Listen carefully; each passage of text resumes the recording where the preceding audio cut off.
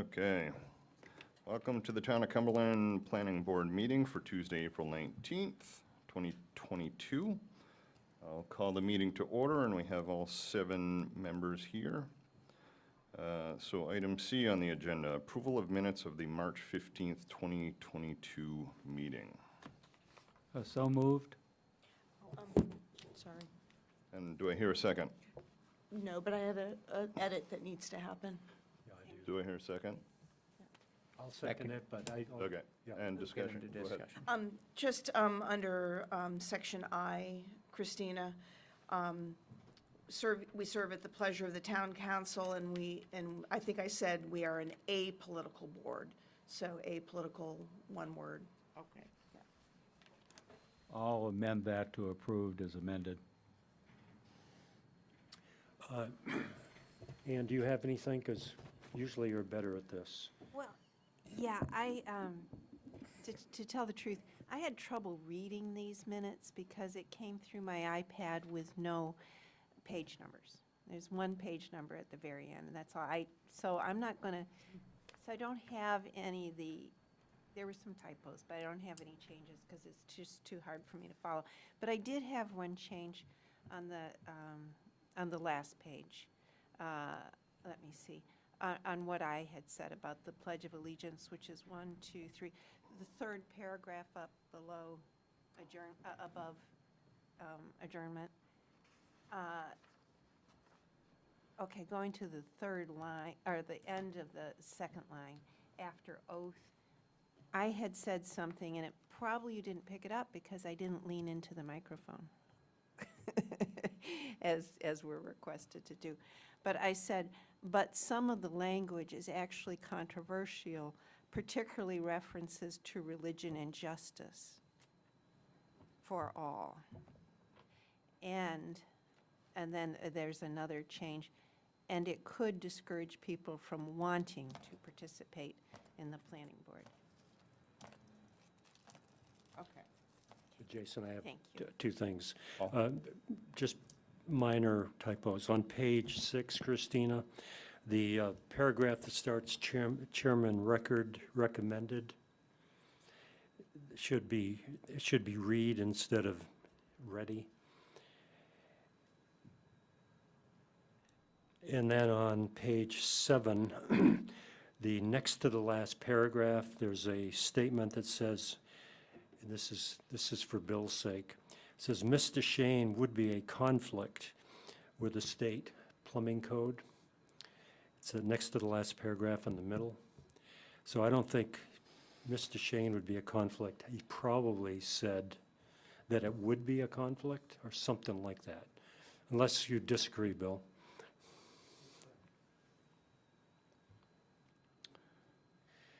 And then on, you said Go you ahead. wanted detail. On page 8, the first paragraph, I presume the third sentence down, legislation will be successful maybe the way it has been presented. I presume. Again, a minor typo. That's it.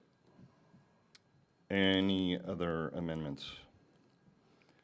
Okay, Paul and Peter, would you retract your motions? I will, I would move approval of the minutes as amended. I'll second that.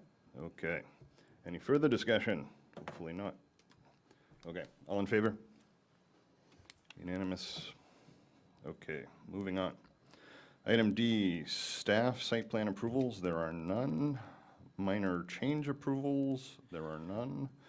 So we move to hearings and presentations. So item number 1 is a public hearing for an amendment to an approved subdivision, now The Mark at Cumberland Fourside, FNA, Broad Cove Ridge Apartments, located at 102 US Route 1, Tax Assessor Map R01, Lot 13B, to include a change in the number of units to 45 units, to reduce the number of parking spaces to 82. Is that correct? 82?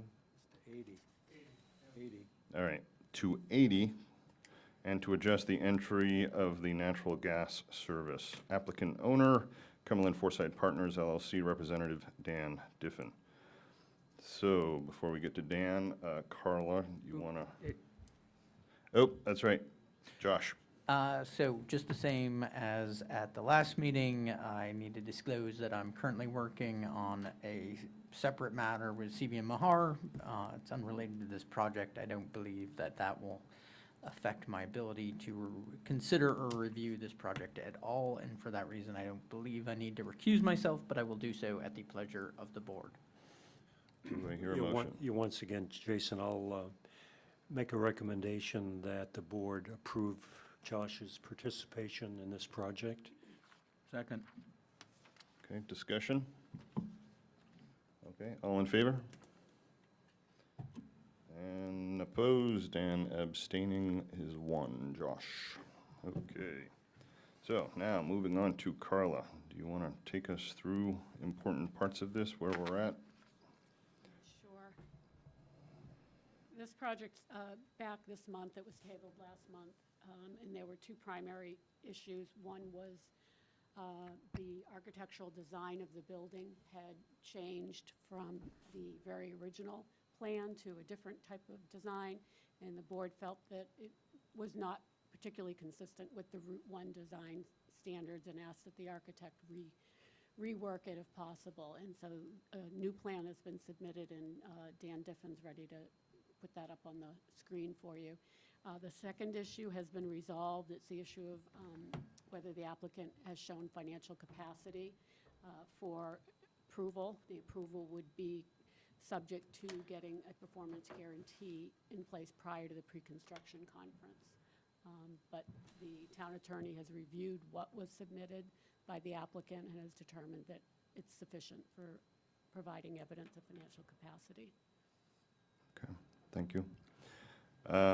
All right, so before we go to the board, we'll have Dan review everything. If Dan, if you could take us through especially the yellow highlights of the packet, and then your retorts to the comments from the other engineer, the town engineer that reviewed it, Gorell Palmer. Dan, Sure, yeah, I can do that. I'll do that, and then I'll let the folks from the architectural firm talk about the building. Dan Diffin with CV Mahar Engineers, in case that wasn't clear, here representing Cumberland Foresight LLC. We've got folks from Mark Mueller Architects, Matt Provenzel and Evan Demers, and the owner's rep, Greg Schimberg, if there's any questions specific to the owner review. As was mentioned, the site plan, since the last time we met in March, has changed. The number of units have gone up from 42 to 45. The one-bedroom units have increased, while the two-bedroom units have decreased, as a way just to balance out the best unit count for the market. The 80 parking spaces, we had to eliminate 2 spaces within the parking under the building, which got us from 82 to 80. The reason for that was just space and constructability and also emergency vehicle access. And then we did have to add a concrete pad for air handling outside of that underground parking, just to help circulate the air. So here's the site plan. Again, nothing much has changed on this plan.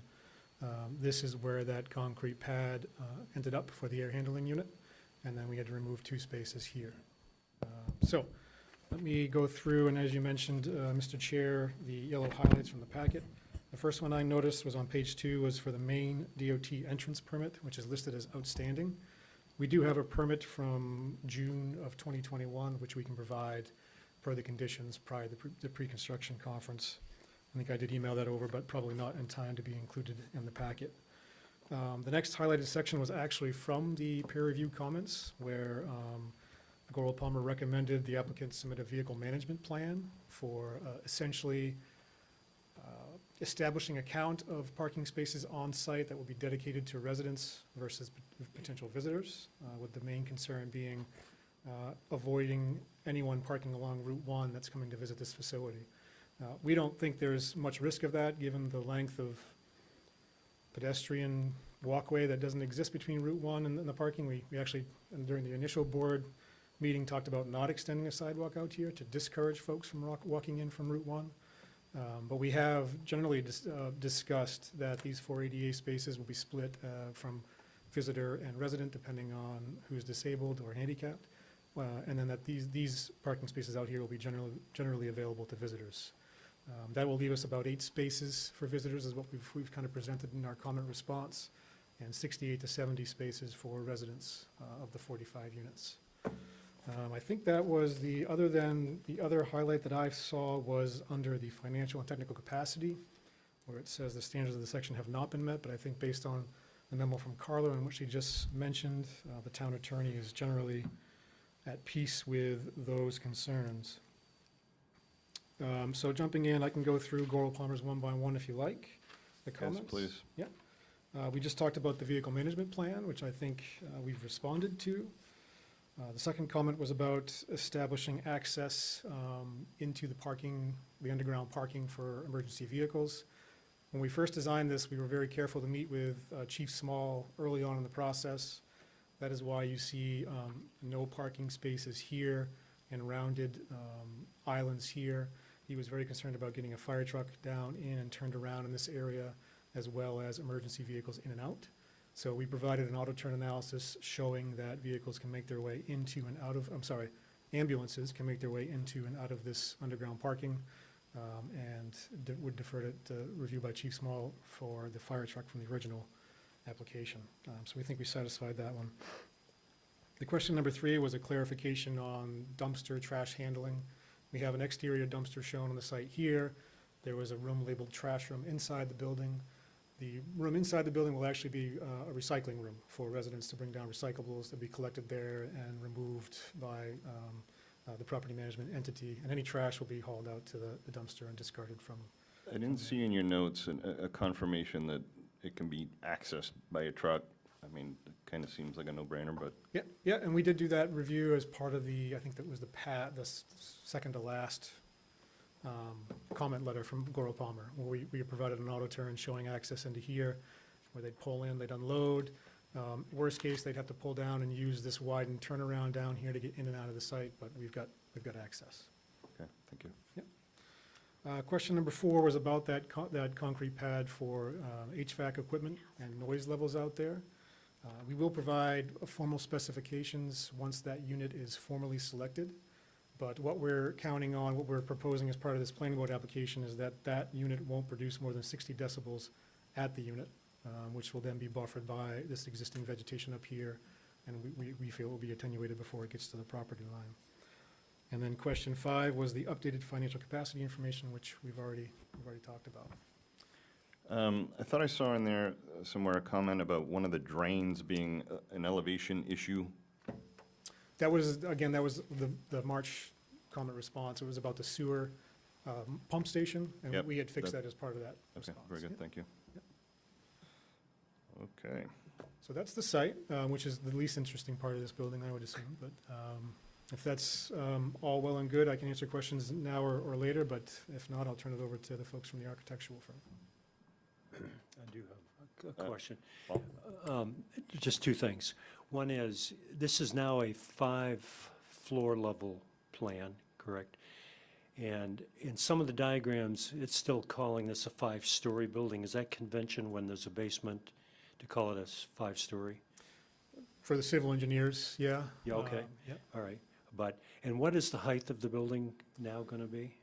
Well, it'll be below that average building height requirement of 50 feet. Below So- 50 feet? Yep. Okay, just wanted to be sure, because I couldn't find that anywhere. And the other thing is, the photometric plan, that was one of the requirements, is that settled? That whether or not it's required, or is that going to be added to? It is to a waiver? required that there be no light trespass at the property lines, and I'm quite certain it is, but I'm struggling to remember if you submitted one or not. You Well, probably I did. think we did receive that comment back before the March meeting and replied that the lighting hasn't changed since the original design, That's right. Yeah. and so we submitted that. So in your mind, we won't need a waiver, I mean, that'll come later, but for that Right. plan, we're also, okay, thank you, that's all I have. Thanks, Dan. Okay. Okay, so I'll let Matt Provenzel come up and talk about the building design. Oh. Okay, hold on a second. Oh, sorry. Yeah. Are these, I think I saw in your April 5th letter, you refer to these again as condos. Are they condos or are they just units? I'm going to look to the owner's rep for the final confirmation of that, Okay. just to be clear. These are planned as 45 apartments.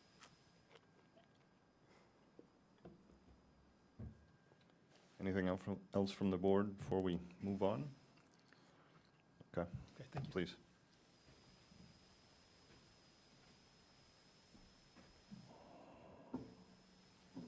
Good evening, Board. Matt Provenzel here from Mark Mueller Architects. As you can see here, I'm just going to kind of briefly go over the revisions here that we made based on the board's comments from the last meeting.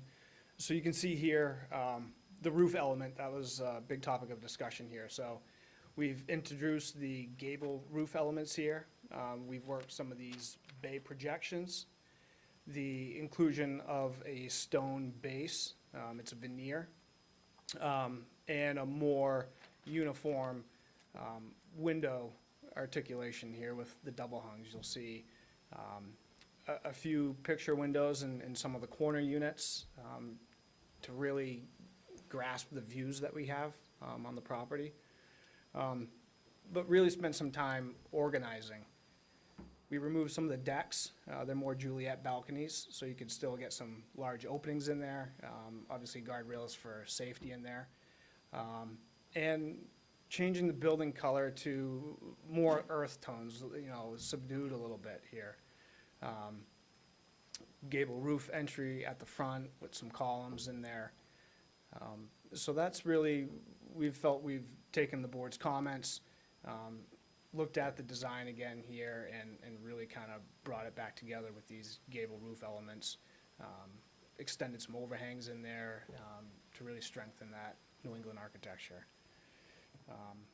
So I'm here if anyone has any other specific questions or comments, and I have one.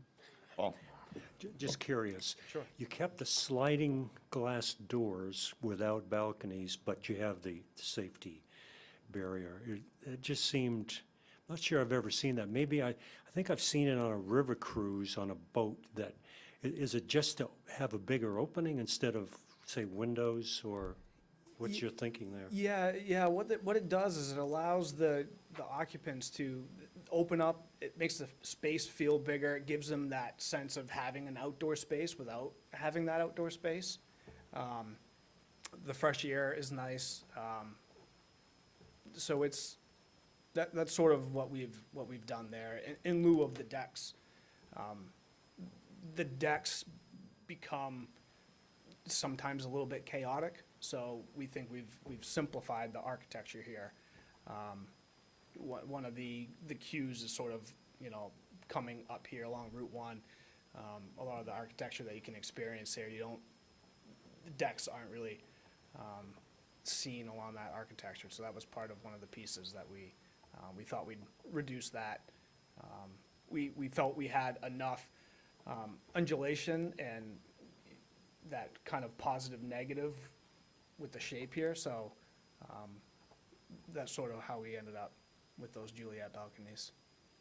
All right, thanks, Mark. Anyone else? Comments for Mark? No? I'm pleased with the changes, the addition of the gables and the stone, and the change in the windows, I think improves the look of it, and the reduction of the balconies also makes a difference. Ann? Yeah, I just had, just one thing. I want to ask, does this meet our standards for a roof? Because it is still a flat roof. I mean, Right. from one perspective, they show it, it looks quite a bit better. The other perspective, I mean, it's a flat roof with some stuff. You know. Yeah, I don't have the design standards right in front of me, but I think it refers to the fact that it can be a flat roof as long as there's some sort of detailing that shows more of a New England pitch in front of it. And that's typical of when commercial buildings are trying to look New Englandy. They still need the flat roof for a lot of their mechanical equipment, but Okay, now, do these gables, okay, so from here, they look like they actually stick out a little bit. Yes, they truly do stick out. What we've done is, this element here, this is roughly 2 feet, I believe we've projected it from the building. And then this element here, we've taken that, and what we're gonna do is use a larger wall stud, and that gives us further depth. And then from there, with the overhangs, we've further extended that as well. So we've taken maybe it's a 1-foot projection, Evan could say better. But we've been able to take this roof element and really pull it forward to really enhance that. You can see here how much roof we've been able to pull that out. And then along these additional gables here, we've been able to pull that even further. Inside as well, it's hard to see from inside, or the exterior here, but inside you'll perceive those sloped roofs as well, so it'll feel like you're in that roof as well. Another item here that we weren't able to really get on this rendering, but these rakes and soffit and fascia profiles here, they're smooth on this. They're gonna have profile. We were sort of focused on the big picture here, but there's gonna be more articulate detail in there, so it's not gonna have this sort of smooth, flat, I don't wanna say it, but it's gonna have a more traditional rake profile that you would see on New England architecture. Okay, thank you. Mark, do you know the height of the roof, the way you've designed it from Route 1? What would the vertical height be? My impression is from Route 1, it would be very hard to know that's a flat roof because it would be so low, but is that? Yeah, that's a great question and a comment. I couldn't tell you off the top of my head that grade change from Route 1 as you come into the site. But you're right, you're not gonna perceive all of this height, cause it's gonna sit down, you're kinda looking across and up at it, so you're right, it won't look this, I don't think it looks that tall here, but it's gonna look shorter from Route 1 for sure. Thanks. Thank you. Anyone else? Peter? Just a question on the gables as far as ice and drain water. Is that going to, are those issues going to be handled with drains of some kind? I just see on that middle one, the possibility of ice coming off that roof. And, Yeah, these elements here? Yeah. Yeah, so we've extended these overhangs to keep it off the buildings. We'll work with Dan, we have perimeter drains around the edge here. All the roof overhangs and eaves are away from pedestrian traffic areas, so we're not concerned about ice falling on anybody. But we will capture all of this, any roof water that comes off of these gable elements, with the site design from Dan. Thank you. Yep. Anyone else? Okay, all right, thank you, Mark. Thank you. All right, so I'll bring it back to the board for further comments. Anyone?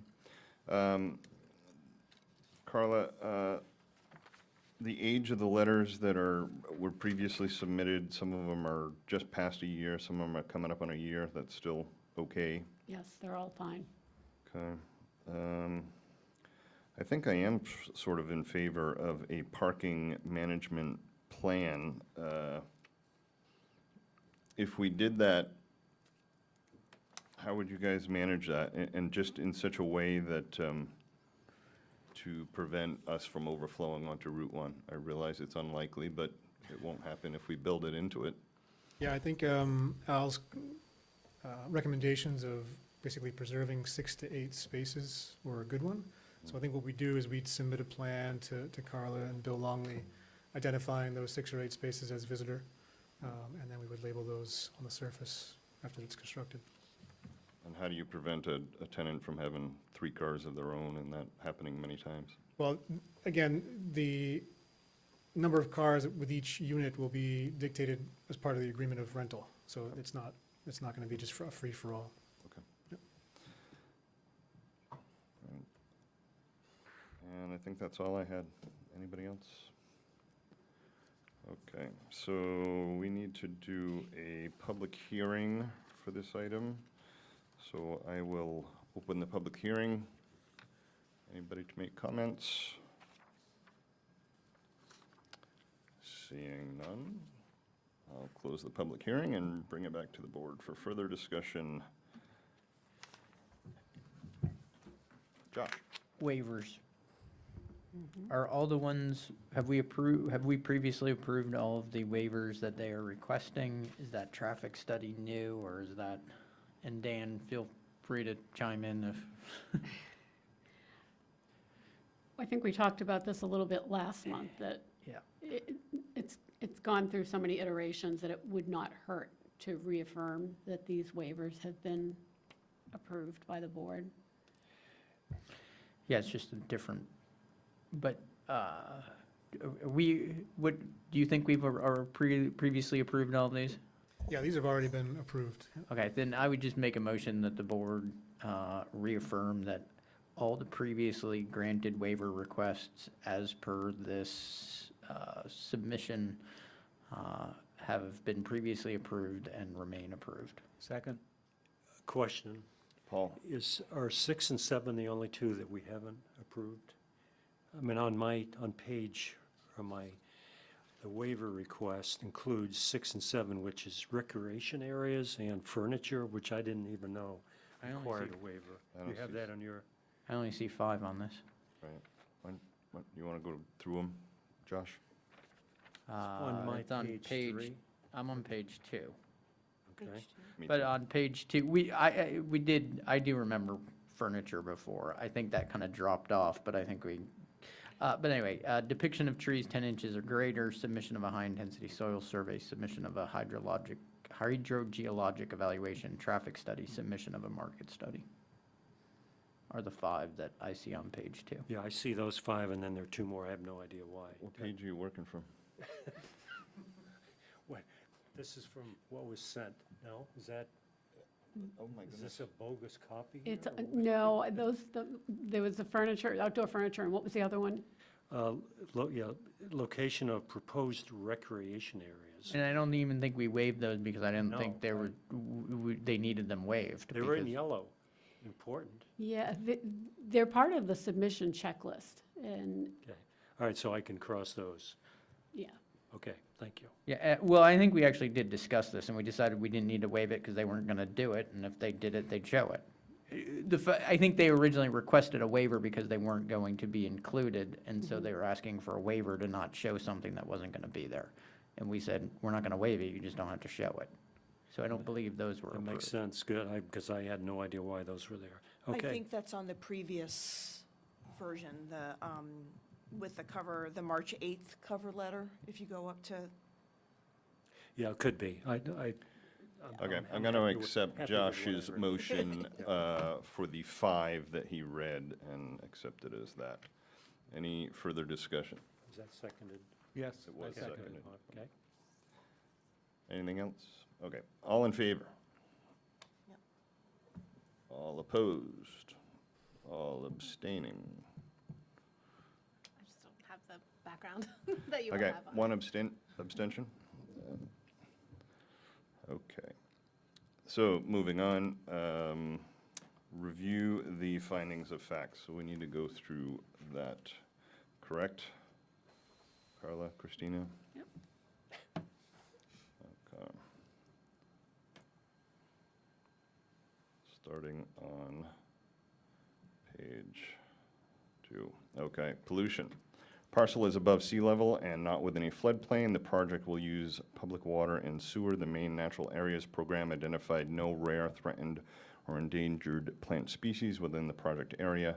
Maine Department of Fisheries and Wildlife has not mapped designated essential or significant wildlife habitats in the project area.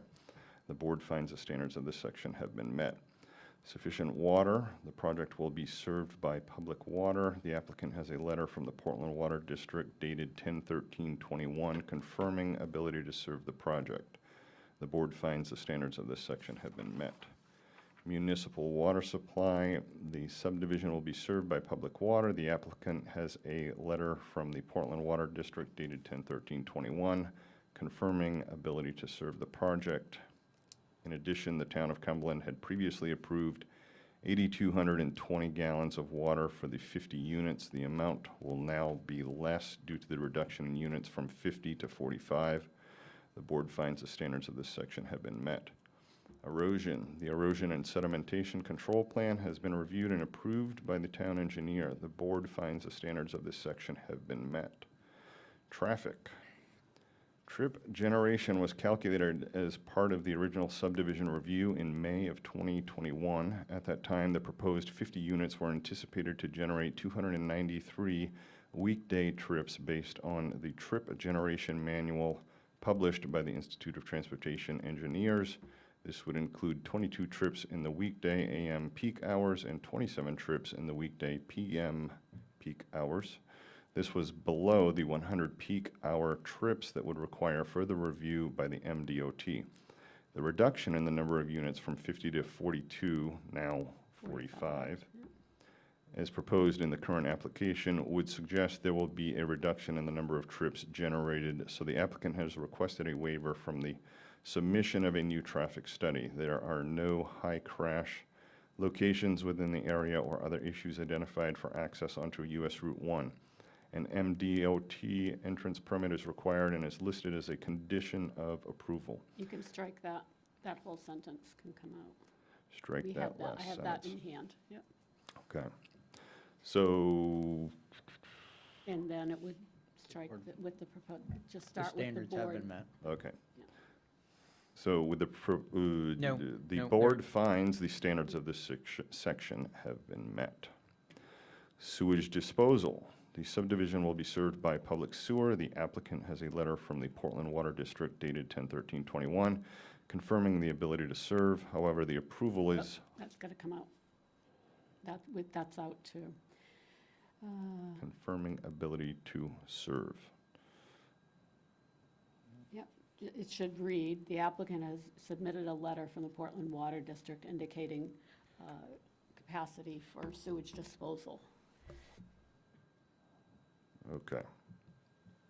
What she said, you got that, Christina? So, we are saying that the standards at this point have been met then? Yes. Okay. The board finds the standards of this section have been met. Municipal solid waste disposal. The multiplex units will have a dumpster that will be emptied by a private waste hauler. The board finds the standards of this section have been met.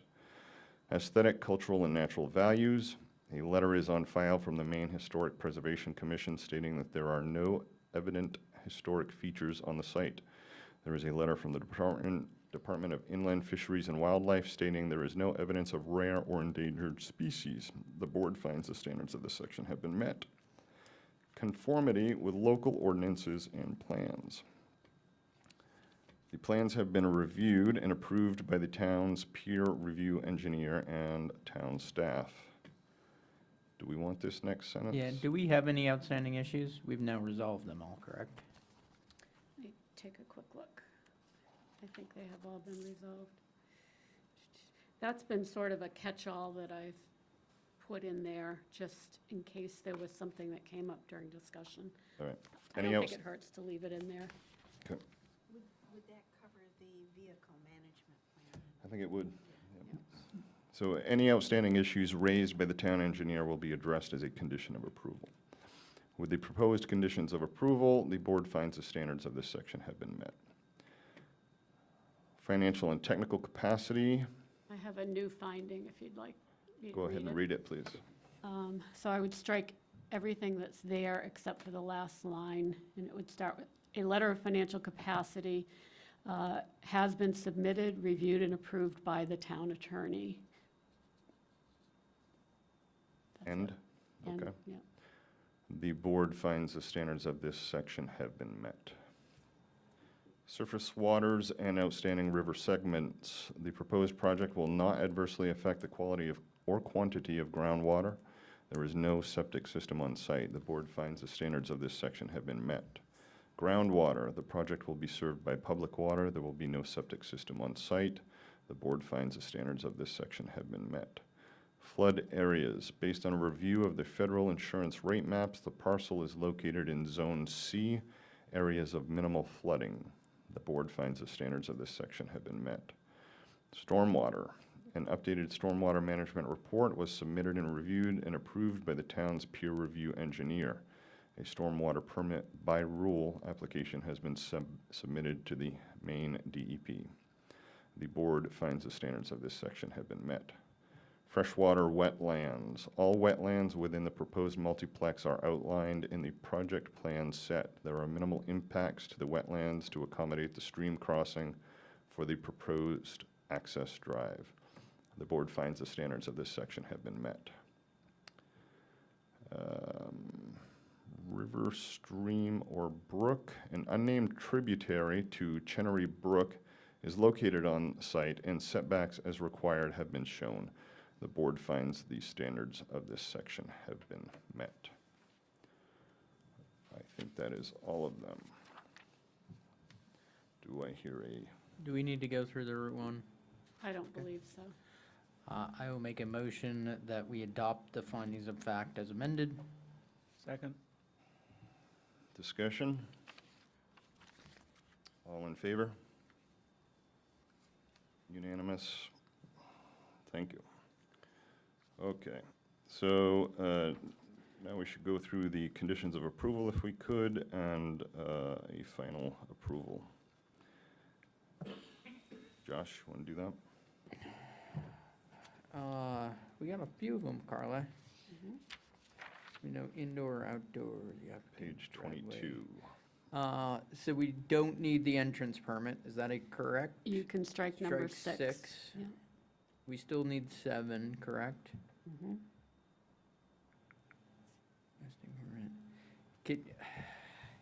Number 11.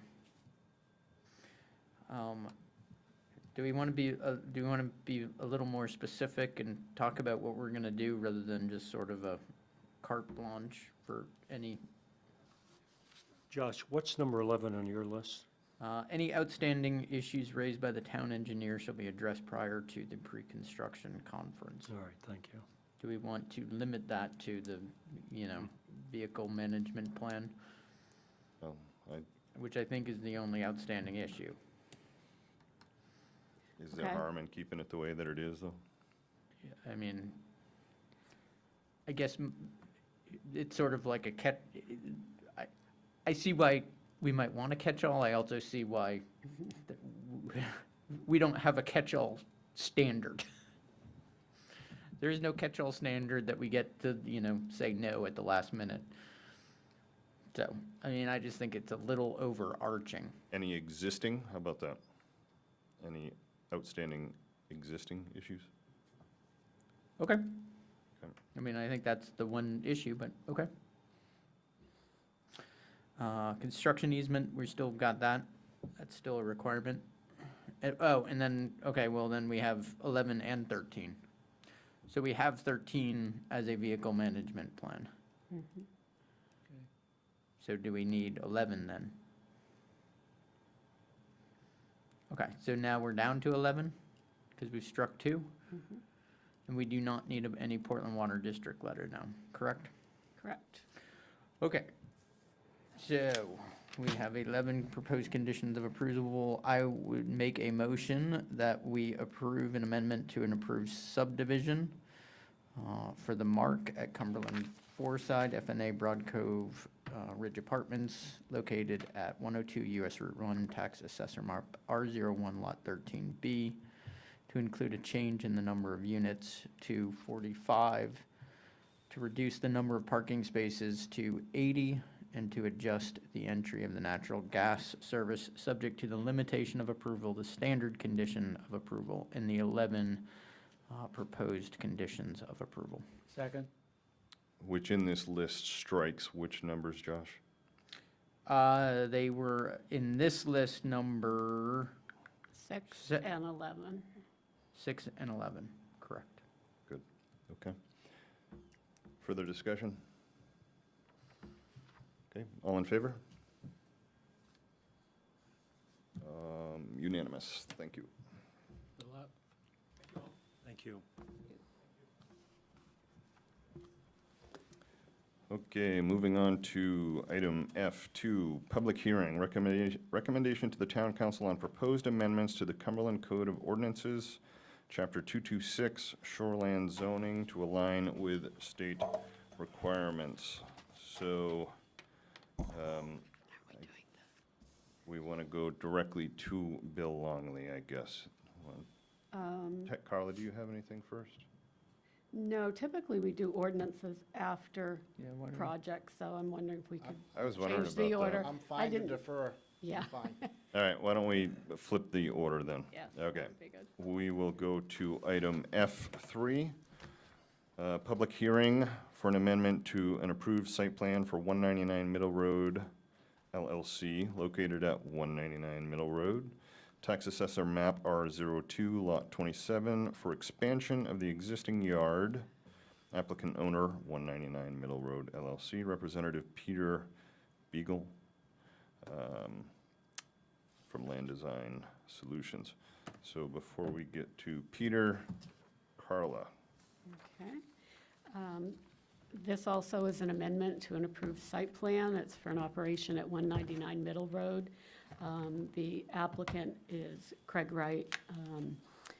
He is the owner of two operations at this location, Coastal Landscaping and New England Specialty Stone. In addition to his two businesses at that location, there are two tenants, one of which is Main Outdoor Power Equipment, I believe, and the other one is Dews Doors.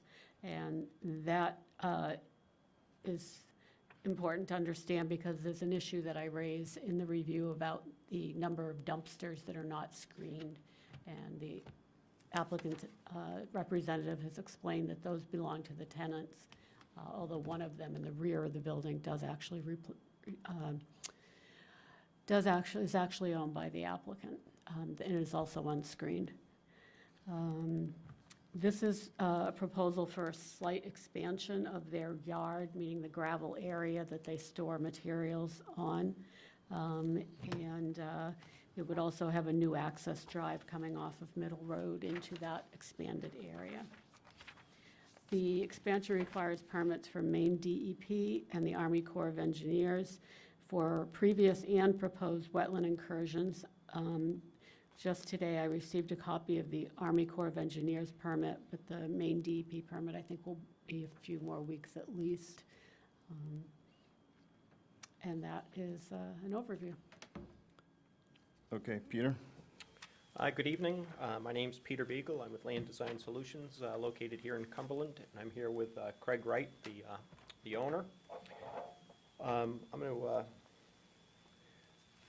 I have the whole application here, but I'm going to go to certain pages here to address various comments. So as Carla said, this is a proposed amendment to an existing approved site plan. The original approval was in 2016, and that was for a salt storage facility and a cold storage building and a boat storage. This was a combined site plan with the Yarmouth Boatyard. So that was the original approval. Then that was amended in 2018, and the 2018 site plan had some additional parking reconfiguration, and that was on both lots, the Yarmouth Boatyard lot and a boat storage building. And actually, let me see, get both of those on here.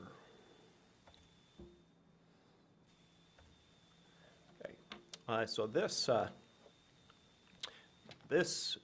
so here's the site right here. We have the drainage way that goes through the site that is, in 2016, that was, well, originally it was some culverts. Those were failing. The town in 2016 had Coral Palmer come up with a plan, and they removed most of the culvert, dug the ditch out, cleaned it all up, and that was all to alleviate some flooding that was here at this intersection of Middle Road and Greeley Road. But this is our parcel. This is Greeley Road right here, Middle Road. Here's Craig's building. This is Yarmouth Boatyard, and I realize this is a little bit of an older photo, and they have another building there now. This blue line is the area that we're proposing to expand the storage yard.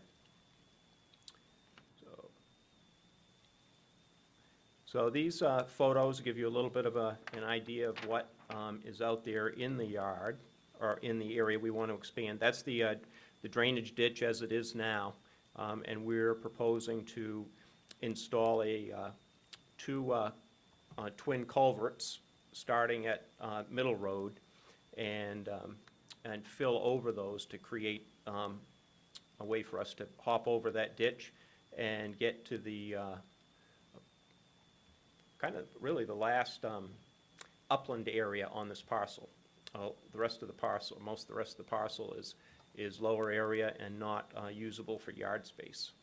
The bottom photo down here shows the type of storage. I'm sure you've all driven past there, a lot of pallets with all kinds of different stone products for the owner's New England Specialty Stone business. Here's just another example of the existing stone yard and the type of materials that are out there. So, let me see here.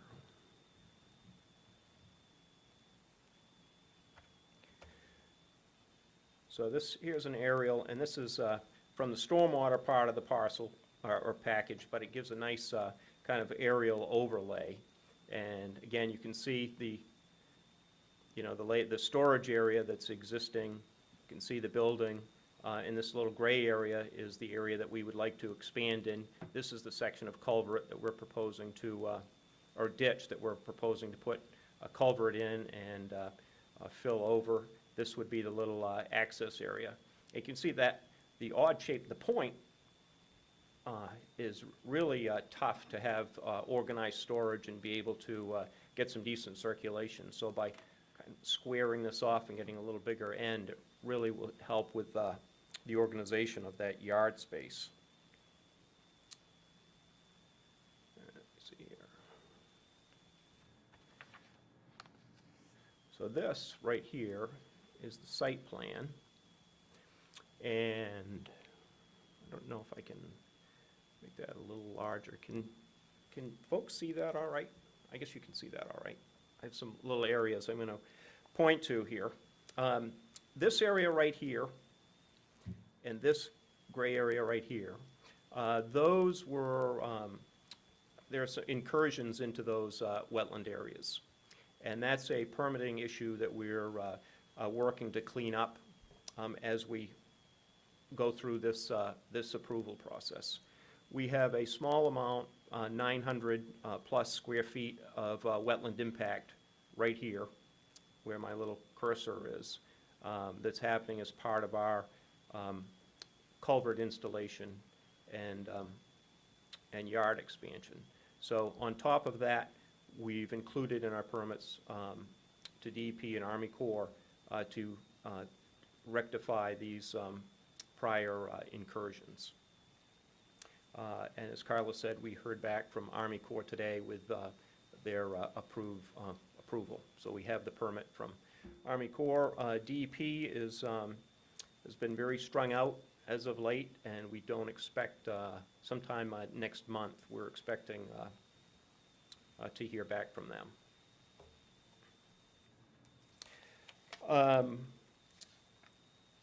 I would jump to the two comments highlighted in Carla's comment memo, if that was good for you folks. The first one is the salt shed. And I'm going to hop to another aerial here. So the salt shed shown on this is what's existing right now over the salt pile. And that is this, what's located right here on the aerial map. And that was put in, the owner, we were hoping that we would have, be replacing that with a cold storage building and have that on this plan here for you tonight.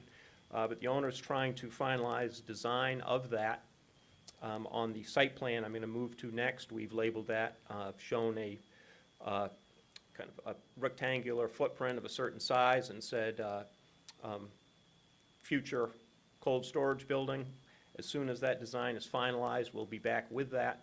But this yard space is critical to his operation, and he's really pushing to get that in this spring as materials start arriving. So we couldn't wait for that, and he didn't want to rush with something and get have the wrong building design. So as soon as that can be nailed down, we'll be back before you with that. But we're moving as fast as we can to get the yard storage in place for this spring.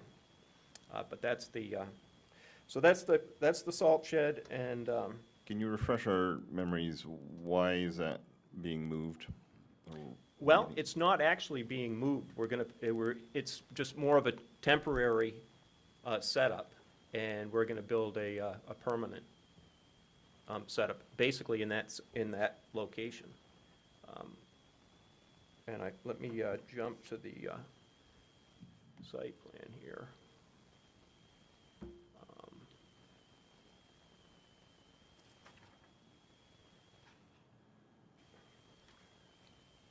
Bear with me one moment here.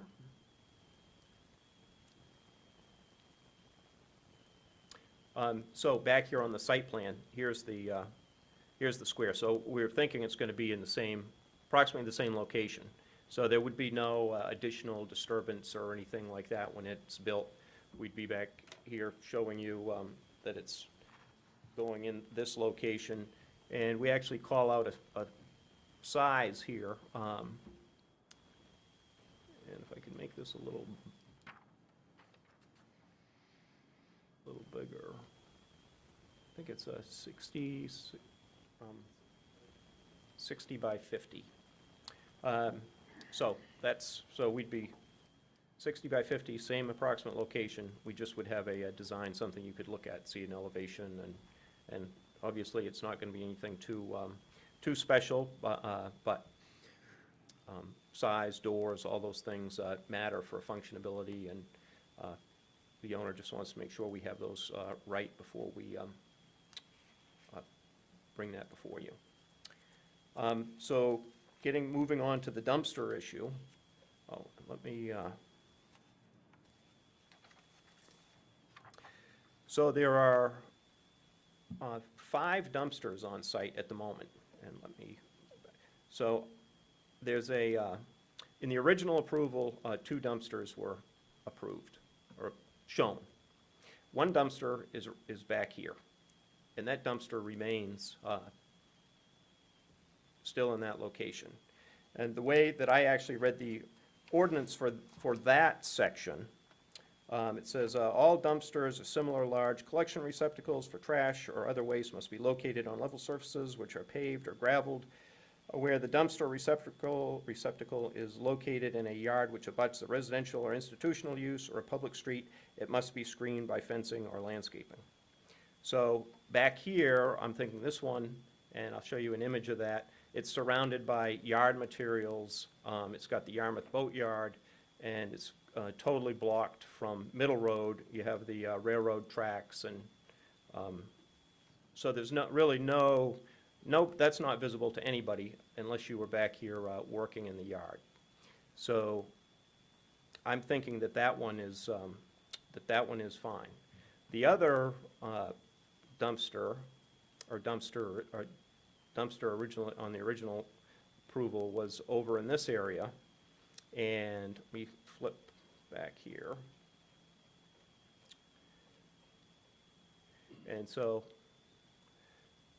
you can see a fence was installed to screen that. So that dumpster is tucked up near the building, up in here. A fence was installed along this, coming off the building, approximately 40 feet of fence, and some landscaping installed here. So that was what was on the original plan. What is out there now is the Dews Door people and the Foreside Outdoor Power. Originally, we're going to share that dumpster. They've got more stuff than a dumpster can handle. They each wanted their own dumpster set up. And they each have a dumpster for regular solid waste and another one for recyclable materials. And so the layout that we have right now are the dues door dumpsters are side by side right in here, and the four-side power dumpsters are right here. And what we're proposing, and if I show these, can you see? I can't really see if you can see anything on these images. Can zoom in, maybe. Well, let me,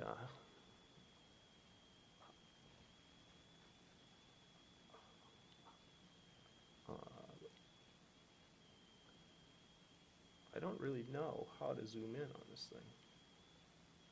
Can I zoom in on this thing? I don't know. Is it a touch, is it a touch screen? Does the mouse have a trackball? Maybe hit shift and, No, I think the only way, I think you can adjust the zoom of the whole, up on the top, middle, maybe. view? No, to the right. I see.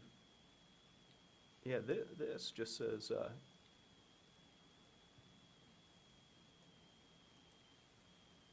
yeah, I can't see. up in the corner.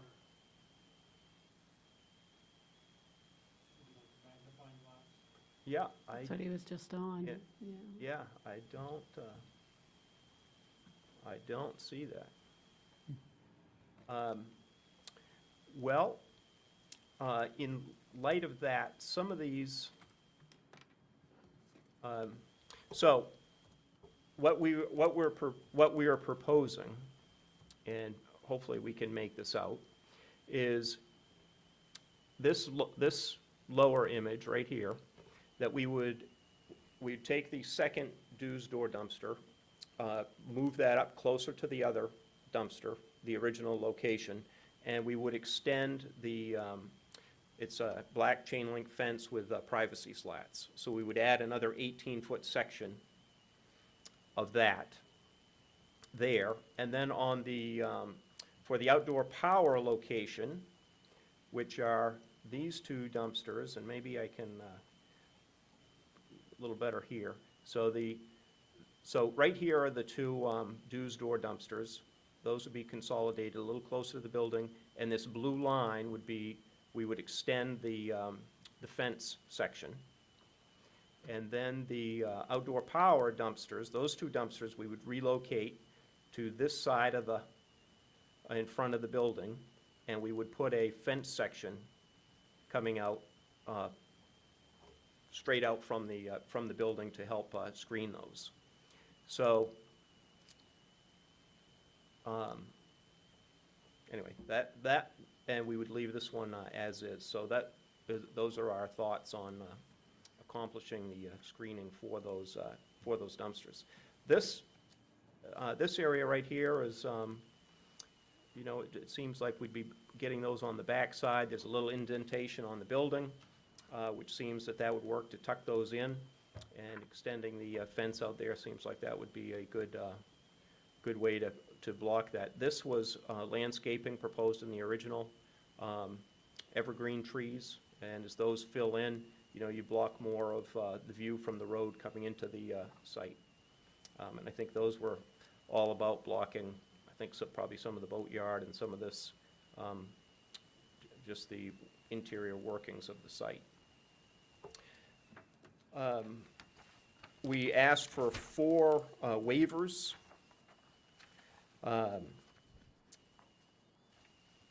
One of those, the hydrogeologic evaluation. I mean, we're not using any additional water. We are tied into the municipal sewer system. We asked for a waiver from the high-intensity soil test, soil survey. Again, we're not doing anything with, we have no stormwater BMPs we're constructing, and we're tied into the municipal sewer system, so we're not doing anything with the sewer system. Traffic study was another waiver we requested. This is all for storage for the folks that they already deal with. It's not for additional, we don't anticipate any additional traffic because of this. And then we requested waiver for updating the plan with location dimensions of existing easements and copies of documents. We show on the site plan, we show this drainage easement to the town, but we were not wanting to update the original boundary survey with all that information. So those were the waivers we were after. We are aware that the planning board received a letter from an abutter or somebody close to us over on Friar Lane. And I think, so their hours are 6 to 6, except for snowstorms, and that's pretty much what it is. They do get some flatbed deliveries. The flatbeds come in, they park overnight, unload in the morning. They do have the dumpsters are emptied at night. Triano Waste picks up the dumpsters on their route. I think Triano services most businesses at night, so they're not trying to get in when people are working and doing things. And we talked to them today. They pick up on Monday night at 6, or was it 6 in the morning? 6 a.m., and Thursdays at 2 a.m. So we can talk to them about if there's a different place in their route that we could fix, somehow adjusting that 2 a.m. Time. I can only assume because they aren't working down there, so there aren't stone deliveries, there isn't stuff getting dumped out from the letter, that it has to be picking up a dumpster and shaking it out to empty it. That's the only thing that we can come up with that people could be hearing. But we're happy to talk to Triano and see if there's a way that they can accommodate a different pickup time. We reviewed the conditions of approval, and we don't have any issue with any of those.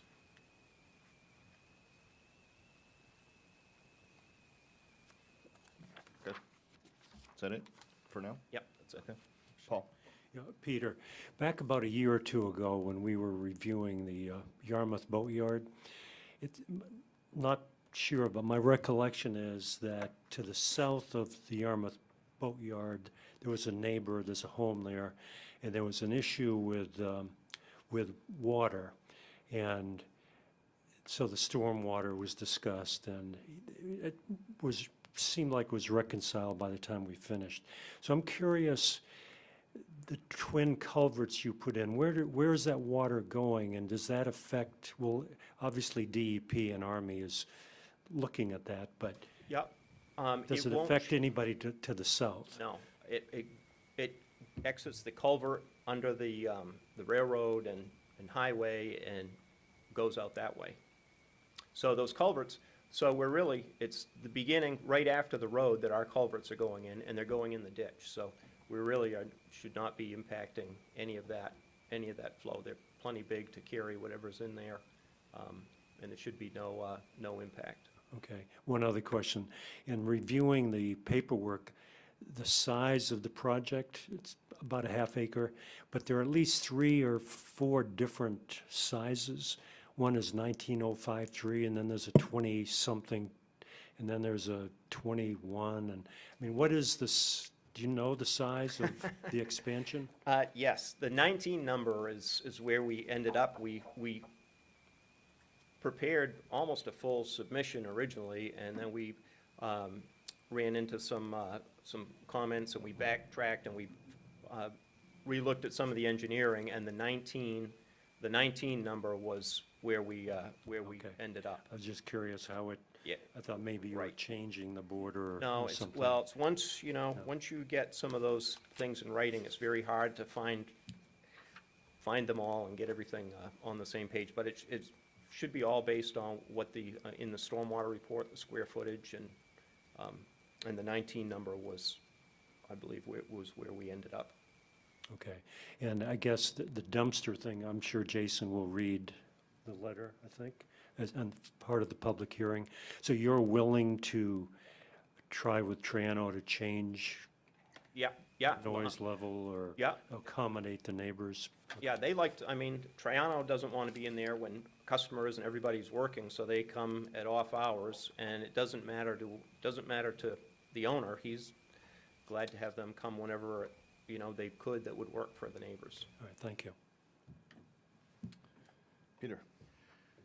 Yeah, when I originally reviewed this, something kind of looked familiar, and Carla jogged my memory.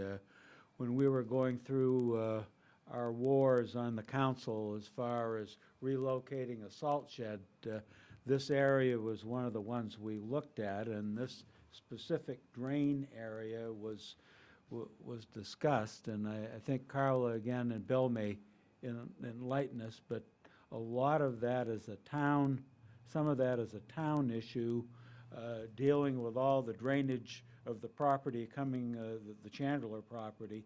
And I went down, just driving by there today, and that water was almost up to,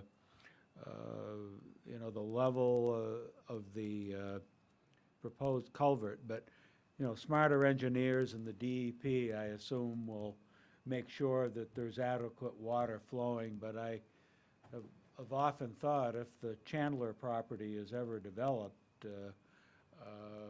is there adequate drainage there to take care of it? But again, I assume that'll be taken care of in the DEP thing. But of Paul mentioning it, this is about the third instances where that drainage ditch has come into play. So I would trust that as part of the DEP thing, that there is going to be adequate culvert size in there, and to also take into consideration any future building. Bill, did that culvert ever get built over Middle Road, or is that still a work in process? Okay. Just shows I haven't totally lost my mind. Okay, well, that was a concern that's gone back about 4 years, and I would concur with Paul. We did restrict 6 to 6, and that needs to be respected, although, as I tell my friends down on Friar Lane, this place was zoned industrial back, when Captain Blanchard was building sailing vessels down on the Forth side. So it should be no great shock to anybody down there that, this is an industrial area and will remain one. But do note it on the hours of operation. You got to clean your act up on that. That's all I have. So, Peter, what is your process that you go through to make sure that, we're covering up a significant ditch there? Yeah. And as we talk about, the rain that we just had last night, how do you make sure that culvert is properly sized and that we're not overflowing into Middle Road again? Well, we did, and it's in your packet, a full stormwater management analysis and report that was submitted to the town peer review engineer, who signed off on that. So you have engineered, signed, sealed plans report that says that was designed for the 2, 10, and 25-year storm. Thank you. Further comments, questions for Peter while he's here? Okay, thank you. So we will move to public hearing. I'll open that up. Anybody here that wants to speak? Bill.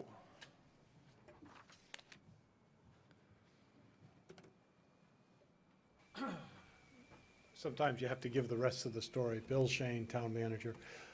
It's a privilege for me to work as a town manager here because oftentimes I get the abilities to work with citizens of our community as well as business owners. And both Craig and Adam are here tonight as business owners who own businesses there. If there's ever a problem, all I have to do is pick up the phone and call and say, hey, help us out. And they do. Adam, basically, his whole life has been here in Cumberland and Dew's Doors. We use him almost exclusively because of the quality of work, and he does an unbelievable great job. And he also built the wall right below us in the food pantry when we were building the pantry. So he and his wife did together. They kept sending me to the hardware store for nails and screws because I think they didn't want my help and they just wanted me out of the way. So they were great folks. And Craig's the same way. Craig has worked with Springbrook Farms for the last, must be 7 or 8 years now, with our food pantry, and donated Christmas trees every year at Christmas time. So when you have the privilege to work with people that are in your community, part of your community, it really is great. The one thing, Peter is correct. He does remember all the woes of our ditch, of the ditch that goes around that property. When Craig brought the property, I approached him and I said, can I get an easement from you for that entire ditch? Because the former owner basically did nothing to it. There were crushed culverts all along the way. There were crushed pipes. There were basically things that were just blocking the drainage path. And it does get out to the interstate and eventually out to Powell Road into Casco Bay. But Craig said, anything you want. So he just basically said, draw 2 lines of what you need and we'll take care of it. And we were able to fix that. And that's the reason why we haven't had to replace that middle road culvert through so many storms, because we gained so much more capacity in that ditch.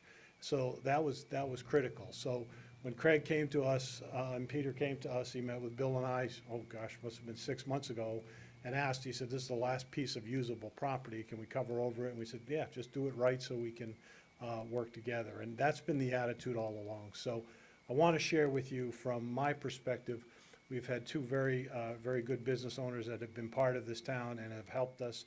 And Craig in particular with that ditch, there are hundreds and hundreds of acres that drain out that way. And without his assistance and without that ability to fix and correct that entire ditch that goes around the back of his property, we would still have problems today.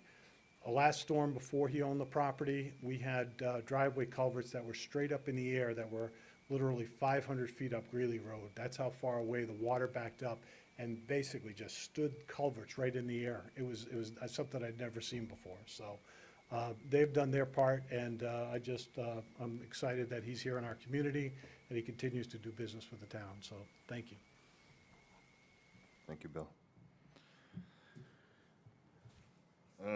Okay, so we still have public comment here. I'm going to read the letter from Rika Morell, who wasn't able to be here tonight. Hello, planning board members. I received a postcard alerting me to the application for a site plan amendment to be discussed at today's meeting. Thank you. I am sorry that I'm unable to attend in person. I write to express my objection to any expansion of the current site plan at 199 Middle Road. I live at 40 Friar Lane. I can see the site from my home through the trees, including the bright lights that are kept on all night, and hear their operations at day and night from inside my home. This commercial site neighbors residential lots in a residential community and should not be expanded. I understand that the request may seem minor, with arguably a minimal increase in development that may result in only a slight increase in traffic or none at all. My concern is that this is already part of a rather expansive industrial feeling set of businesses that border neighborhoods and residential homes, and aside from, and more important than appearances, result in disturbances during the nighttime. I was shocked when my family and I moved into our new home 2 years ago to be woken up regularly at odd hours of the night, 2:30 a.m., 3:30 a.m., 4:30 a.m., by the loud beeping of trucks backing up, followed by the scraping noise of rocks sliding across metal and a loud thud when rocks drop on pouring gravel and other such materials land, and then the clang of the metal door banging closed when the back of the dump truck is lowered back down. The applicant has said that their hours of operation are 6 a.m. to 6 p.m. with occasional needs outside of that time for things like snow plowing. I am not talking about snow plowing. I am talking about material deliveries that happen consistently at odd hours of the night, waking my children, my husband, and me almost weekly, sometimes more than once a week. I encourage the board to take this opportunity to hold the applicant accountable to the hours of operation they claim in their application, 6 to 6. Clearly restrict deliveries and disturbances outside of those hours of operation and deny this request. which will further reduce the natural environment that borders the already sprawling industrial development at 199 Middle Road. Thank you for your time, Ricka Morel. So, any other public comment? Okay, seeing none, I'll close public comment, bring it back to the board for discussion. And Carla, so Peter's comments on the dumpster screening, does that sound acceptable? Looking to see how I wrote a condition of approval. I wrote a condition that said, any existing dumpsters to be fenced or buffered with plants prior to the pre-construction conference. So it was challenging to see. I do have a printout of it. I think the board would be fine if you're willing to delegate to me a review of the final buffering plan, make sure it's doing the job. Okay. And then, Peter, you had said you were okay with the conditions of approval that are drawn up, but in here it says there's an existing salt storage structure that was proposed to be relocated and redesigned to better contain the salt pile. You spoke earlier that you're not talking about relocating, so. Well, I don't, we're basically replacing it. I don't know that the location was the problem. I think it was the type of, the salt pile and the type of structure that it was. So that's all going away, and there would be a new cold storage building there. Sure, step up, please.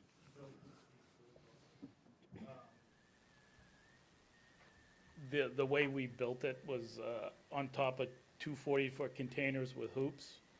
And Mr. Longley let me know it wasn't a code. Even though I spent a lot of money with engineers trying to prove it wasn't. So we're trying to come up with a way to actually have cold storage space and still the salt space next to it, is what I'm trying to do. So it's really not getting relocated or I think in one of Carla's, it said refabricating or whatever. It's built out of code. Is that what the problem is, Bill? Yeah. So the current location is acceptable if it were redesigned, is that correct? Yep. Okay, I'm seeing yes from Carla and Bill. Okay, Paul? Earlier, Peter mentioned that the delay was because of the design issue. Yeah, So the design issue hopefully would be approved by Bill or Carla before you. yes, sir. Yeah, We okay, tried thank to you. get, we were trying to get this yard expansion done over the winter so we could start it in March or April, so like when materials came in. And I still hadn't chosen the design, because we were trying to figure out how to incorporate the sand salt storage with a cold storage building. And after going through, meeting with some metal building guys, the size of my concrete foundation to be able to have salt next to it, you know, being able to push against the building, the price of the foundation tripled. So we're trying to figure something out. All right, thank you very much. Okay. Other comments? Yeah, so Carla, that's going to require another site plan amendment, correct? Once they have the final design and everything else. So I think a previous approval said that they were to bring the building into conformance, and a building permit was submitted to Bill Longley, as I understand it, and it was issued. So that didn't require anything further from the planning board. The planning board, I think, said, do this, and they submitted the building permit. But that building permit has since expired. So, and now at this point, I think, and Bill can speak to this, the design that was submitted would not work. Sounds to me, from what I've heard from Peter and Craig, is a proposal to do something a little different than what I permitted a year or so ago. Yes, sir. So we may or may not need a site plan, and that's fine. I think the way the proposed condition of approval is worded is fine. and it Okay. works for me, but it may be not what people expect reading what's highlighted. Because what the proposed condition of approval is a date for this project to be completed is required prior to the pre-construction conference. We're not requiring them to do it to get this approval. The condition of approval is to provide the details of what's gonna happen, when it's gonna happen, before they can do this portion of the project. Right. And I'm it- fine with that, but I just, that wasn't, when I was reading the highlighted section, I was kind of, we're sort of in a conundrum, because we're gonna give a proposed condition of approval, but really, it would require its own site approval, site amendment to an approved site plan regardless. But that's, the way you worded the proposed condition of approval avoids that situation. Okay. Also, I would say that it probably won't need to come back to the board. It will be something that can be done as staff review. Minor, Yeah. yep, okay. That's good. Thank you. Okay. I think that's, So we have some waivers. any further discussion before we move on? Anybody? Nope. Okay. Josh, go for it. Based on the unique characteristics and use of this project, I would make a motion that we approve a waiver for the location and dimension of existing easements and copies of documents. Second. Second. Okay. Discussion.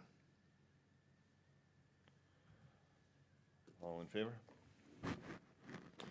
Based on the unique characteristics and use of this project, I would make a recommendation that we waive the requirement for a high-intensity soil survey. Second. Discussion. All in favor? Unanimous? Based on the unique characteristics and use of this project, I would recommend that we waive the requirement for a hydrogeologic evaluation. Second that. Discussion. And all in favor? Unanimous? And based on the unique characteristics and use of this project, I would recommend that we waive the requirement for a traffic study. Second. Discussion? All in favor? Unanimous.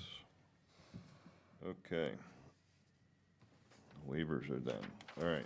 Findings of fact, which I have noted starting on page 3. Okay. Utilization of the site. There is a slight additional impact to wetlands of 998 square feet, which is being reviewed for permitting by MDEP and Army Corps of Engineers. The site is not located within habitat for rare and endangered plants and animals or significant wildlife or fisheries habitat. Based on the above findings of fact, the board finds the standards of this condition have been met. Traffic circulation and parking. I'm scrolling.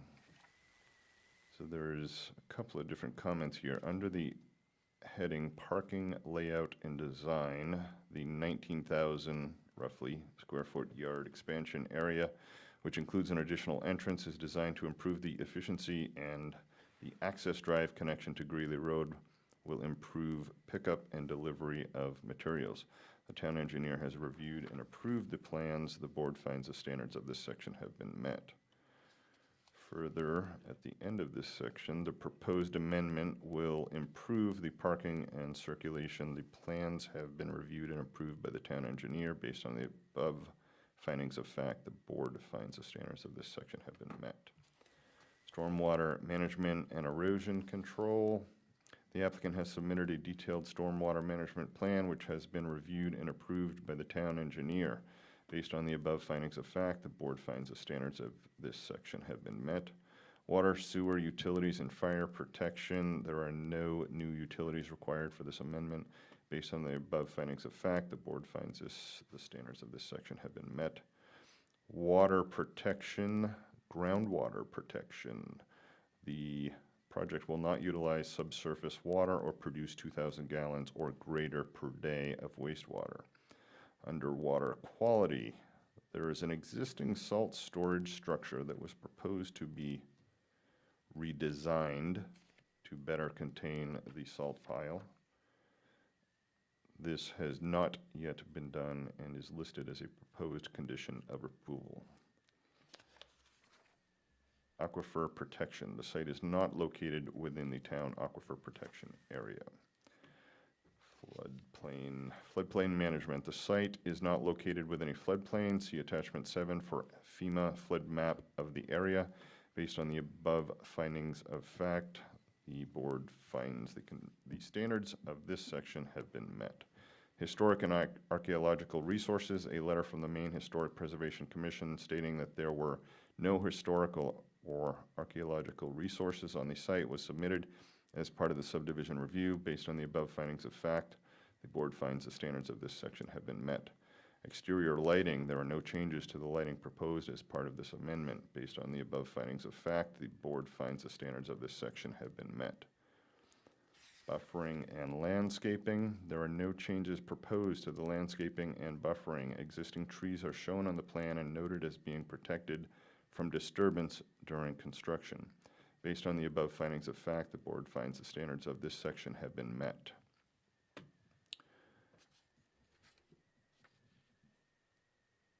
Noise, there is no comments. No, there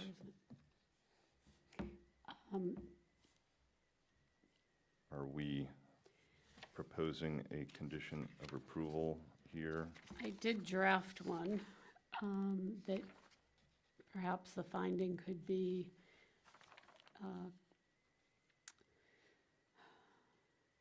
concerns have been expressed regarding noise levels, especially during evening, nighttime hours. Proposed condition of approval will address this, something like that.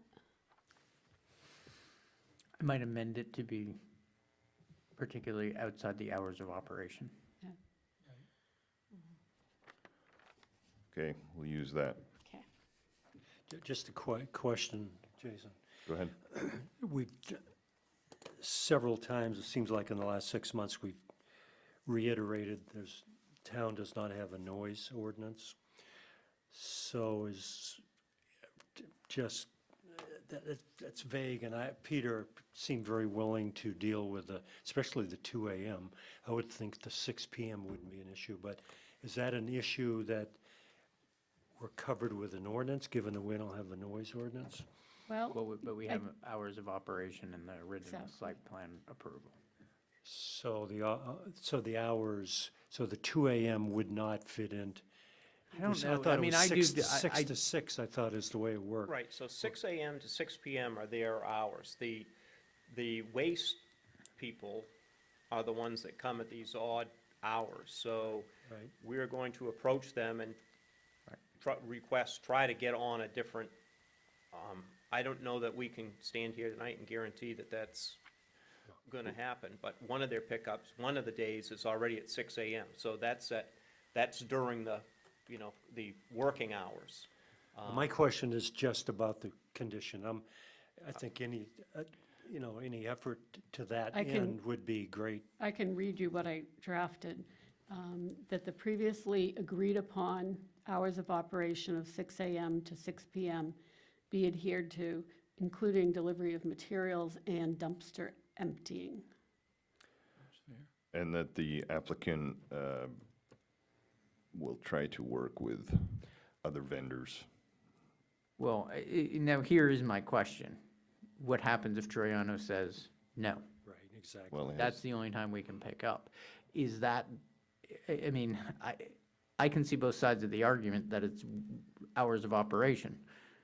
They don't have, it's not something that they have full control of.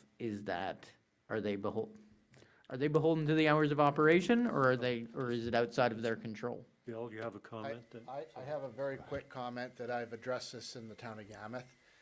At 4:30, dumpster pickups in the downtown area disturbed many residents. And I worked with Triano, and they were very accommodating. Okay.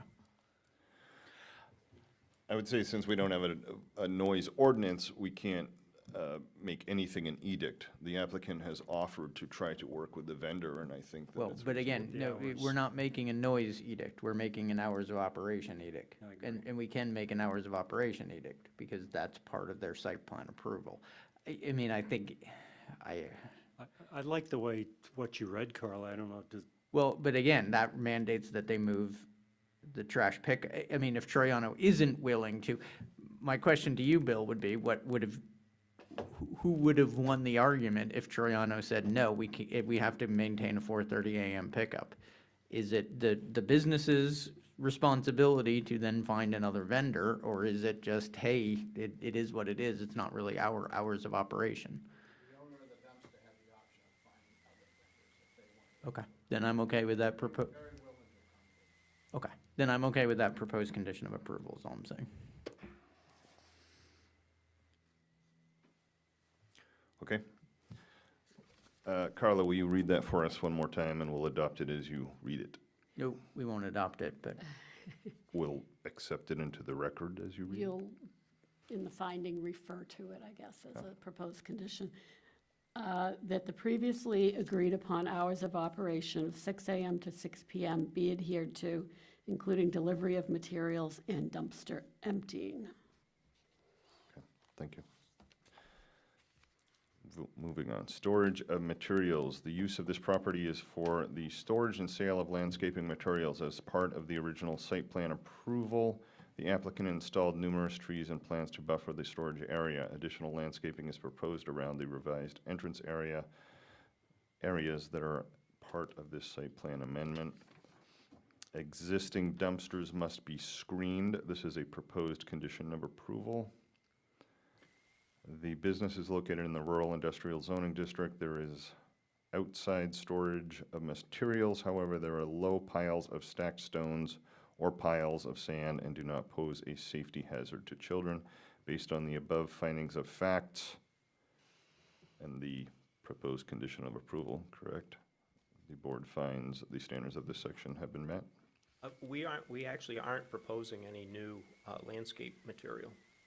I mean, there isn't any proposed on the plan. We're preserving existing, and we have existing, but we didn't show any proposed. but you're adding fence, you said you're adding that black Yes, we would privacy be adding, fence, we will add privacy fence for which screening is the part of the dumpsters. ordinance, which is acceptable. I think we should strike the additional landscaping as proposed around the revised entrance areas. So take that out of the finding. Okay, that last sentence of that section. Okay. All right, capacity of the applicant, technical ability. The applicant has retained Land Design Solutions, Titcomb Associates Surveying, Markhampton Wetlands, and Atlantic Resource Consultants for civil engineering. Financial capacity, attachment 7 of the application outlines the scope and cost, $50,000 of the project. The applicant intends to do much of the site work on his own and will self-fund any other costs for materials. Based on the above findings of fact, the board finds the standards of this condition have been met. Design and performance standards, the project is not subject to any town design standards. That is the end of that. Make a motion, we adopt the findings of fact as amended. Second that. Further discussion? All in favor? Unanimous? So Carla, you have 5 now, correct? Yes. Proposed conditions of approval. Do we need one about main DEP and Army Corps permits? We have Army Corps, right? You're right, we should add, I mean, I don't think they've made a final yep. determination as to whether or not have they made a final determination as to whether they'll need them? We do Yes, need they them. need a DEP. They do need them, okay, so permit. we need a condition of approval to Yep. have made DEP and Army Corps permits. We have the Army Corps, so I'll just state that the Okay. approval from the Maine Department of Environmental Protection be received prior to, will we be doing a pre-construction for something like this, Bill, do you think? Maybe, very small. Well, you one. better, because you already have that you already have that reference in number 2. You're right. And number 4, okay. So you're gonna have a pre-construction conference, even if it's just, hey, we've met our proposed conditions of approval. Okay. So we have 6, and number 4 will need to strike the reference to relocating, right? Mm-hmm. Yeah. Josh, do you want to take us through those? Okay, so we have 6.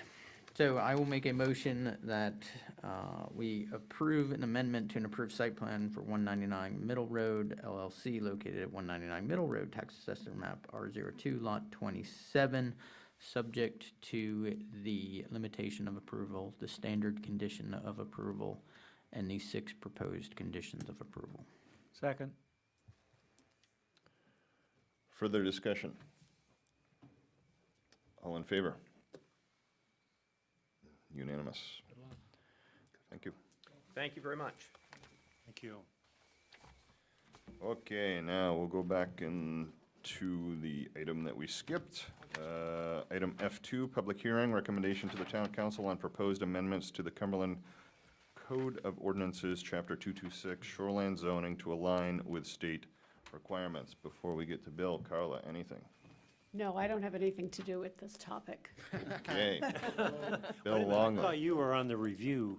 Don't let her, Wordsmithing. she's been the whole person doing all of this, so I just kept asking him if you removed Carla, the don't word worry, I'm butter and replaced gonna it drag with you in buffer. 41 times.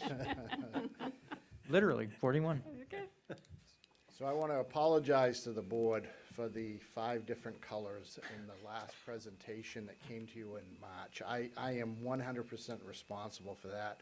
I tried to vet this through as many people as possible.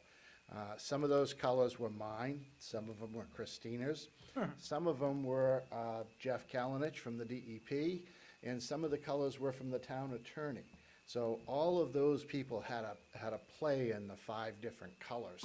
So what I've done is I've worked with Christina to recapture all of those changes, all the different colors, and put it into one color. And I apologize that it's blue. When we did it last week, it was red. And somehow it changed to blue, but it's all there. A couple minor issues, I'll go over those after I answer any questions for you, but I hope I caught all the butters and put them into buffers. And I did watch the video, so I did hear the comments, and Paul, thank you. Thank you. And, Really? yeah, it helped me to know where to go and what to change, so I open it up to the board. I'd be happy to walk you through any questions you have. This is really just a housekeeping issue. The DEP changed many things back in 2015, and they told us that they were kind of optional. If you want to change them, you can. If you don't want to, you don't have to. And we didn't change anything. There wasn't any real pressure. More recently, with changes in administrations and changes in personnel at the DEP, they're now considered that we're out of compliance and that we need to make the changes. So that's why I'm before you tonight. Most of the changes happened as part of the shoreline zoning process, like the elimination of the timber harvesting. There's 8 or 9 pages that disappears. And it disappeared when so many towns in the state had adopted the fact that once they had met and passed judgment that they weren't going to administer that section, it fell out and went to the Department of Forestry. So this is just catching up on that. It's just tightening up the ordinance, and the other big issue is the non-conforming. That's where most of the changes are. And they're transferring the changes from what we've done since 1989 as square footage and volume to now footprint. And it really 6 to 1, half a dozen the other. I know in Yarmouth, when these first went through in 2015, people were clamoring to come and get to the footprint method because they'd already done their 30% volume and they wanted to do the footprint because it got them, I don't know, X number of square foot more. And we didn't have that push here in Cumberland because most of our residences along the ocean are already back 75 feet, so they're not non-conforming. Where we have some non-conforming residences are cottages that have been converted to residential structures along Forest Lake. Right. And I don't know if there's 10 or 15 of those, but the The text changes are pretty straightforward. I'm happy to answer any specific questions. I hope the blue was easier to read and follow where those changes were, and I'll just answer any questions you might have. I do have a couple things to go over with you when we finish for changes to my most recent draft, but they're very minor. Okay, so the draft that we're looking at is dated 4/15/22, so that's not 100% accurate for what you're asking for tonight? I found two more things that I'd like to make corrections. And it's in the numbering system, so it's not substantive. I can take you right to it if you want to see it. Sure, go Then for we it. can address those. If you go to section 226:30, and it's under 226:30, E as in Edward, road and driveway banks. And at the end of that, there's a black 226:40 as a reference. Yep, And that's referring to the soil erosion control section, which has a new number, 226:43. okay, That's a change that did not get caught, and I did that, another whole proofread again this afternoon and found that, so. The other thing is in the table. There's a table, a 2 or 3 page table, and I didn't make any changes to the table. The table was changed by Jeff Kalinich, and his comments are in the blue. I think it's a lighter blue than we used. On the table, he says, delete these sections. So the section that's 3, forest management, the section 4 for timber harvesting, and then on the next page, it's the following page, so it's the last page of that document. There's another blue to delete land management roads. So those 3 things have been taken out of the text, so he's recommended taking them out of the table. So those are the only things that I've come through with another full read, but I'd be happy to try to answer any questions. You guys have sets of eyes, and you may see something that I missed. and then if we take those 3 things out and renumber the whole table, that's okay? Yes. So I have something. Go ahead, Paul. Bill, this is, I don't envy you for having to administer all of this. There's a lot here. Just 2 things. One, under the removal of vegetation, there's a reference to permits would be issued by the planning board. Is that true? That we would issue a permit to, 41 times the planning board is mentioned in this document. And I don't believe our Cumberland, there are certain instances when it's commercial and they reference us. But a lot of this is residential, and I don't think our procedure is that it comes in front of us. So I think those need to get scrubbed. I don't remember ever. There are a bunch of ever them, like Issuing a permit. planning board or its designee.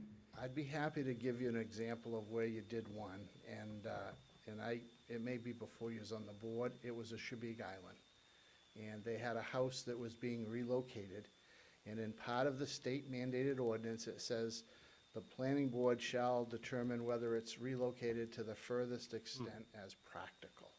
And I went to the planning board meeting on Shabig Island 15 years ago, Carla? You don't remember. No. But we went out there and the planning board said, where are you gonna put it? They said, well, the road's here, the water's there, we're gonna move it back, but we can't move it back any further than we are. And the planning board said, fine, that's good enough. So there are some instances where the state would require you to be involved, but they're very few and very far between. You may have found 41 references, and He did a I'm search and guessing, replace, didn't I'm he? guessing the largest number of those 41 are in the black Oh, they are. and not in the blue. So it's not anything that we're adding. It's something that's always been in there. Yep. But it's very minimal, if any. So I don't know that you're asked to be doing any more business based on the blue changes. That was mainly, I was just curious, I don't Yep. remember doing that. Yep. So just one other thing. Sure. On 22637, it says reserved, Yes. and then everything's crossed out. But then 38 is crossed out, and then you come to, again, this is just a numbering thing, then you come to 39, and there's no 38, so just so that you're aware of, maybe there's a 38 somewhere, but everything, 37's reserved, 39 is, 38's missing, and then there's 39, 226, 39. We'll readdress the numbering issue. Again, that's something Christina? you could look at easily.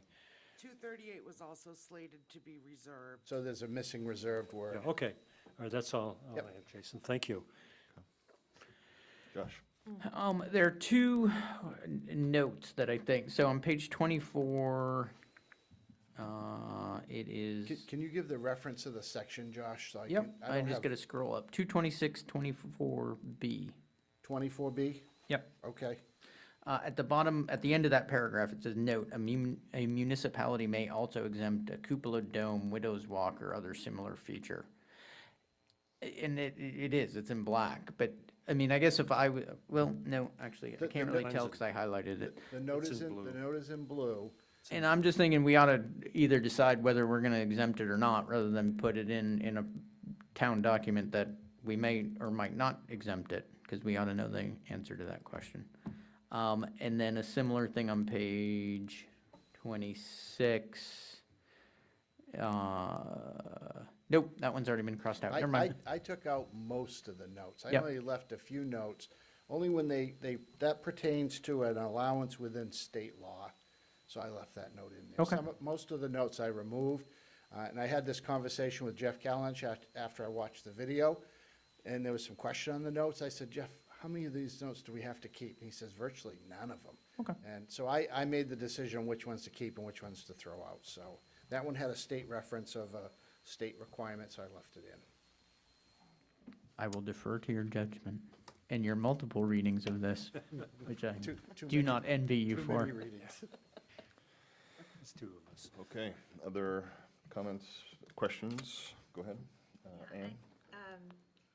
Yes, I think. Here we go. Okay, I got a little confused between the memo and some of the new language with respect to the number of square footage. And I think, and I was pointing to pages 18 and 19. Do you have the section again, Ian? Oh, I'm sorry. That's okay. So that would be section 226-14, Okay. the new blue language. And let me see.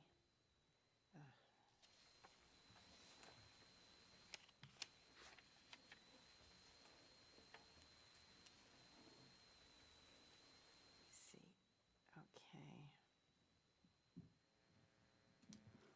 okay, so there's some 800 square foot mentioned here, like in. Yes, in 2A. Yes, 2A is 800 square feet. and that is, so I can count on you guys for the numbers, right? Yes. Because I got confused, because that wasn't mentioned in the memo, 800 that- square feet. Yeah, that's part of the, again, this is a section, chapter 1000 of state law change, and they gave this option to do that. And to go to square footage. And that square footage is, I believe, if I read above, that is less than the 25 foot from the normal high water mark. There's very few, if any, residences in the town of Cumberland that are less than 25 feet. Maybe there's one or two on the lake, but very few, if any. Okay, but that's correct. then. So that 800 is correct, and then it goes to 1,500 if it's closer than the 75 foot, but not as close as 25. Okay, and then, let me see, and on the same line, I think, but this, oh yeah, and maybe I was just contrasting that below in 3A, just below that, you refer to 1,000 square feet. And maybe I was getting confused there, but that's correct for that section. It's not 800, it's 1,000. That's correct. Okay, and let me see if there, and then when we And then get it goes to 1,500 goes to on the 1,500. next section, Right, yes. and that I was expecting to see, Yep. the 1,500. Okay, and then I caught a couple of little typos. I'll just. Thank you. Okay. On that same page, under two, A2, I think, let me see, the last blue underlining, the last sentence, I think you started out as a new sentence, but maybe it should be a lowercase section, or structure, lowercase structure. That structure may be expanded as follows. That's just minor, obviously. Oh, So I'm reading the section that starts, "The maximum height of the principal structure may not be made greater than 15 foot." no, Okay, sorry. I'm in two, Just before that. 2A, oh, above that? Two, yeah.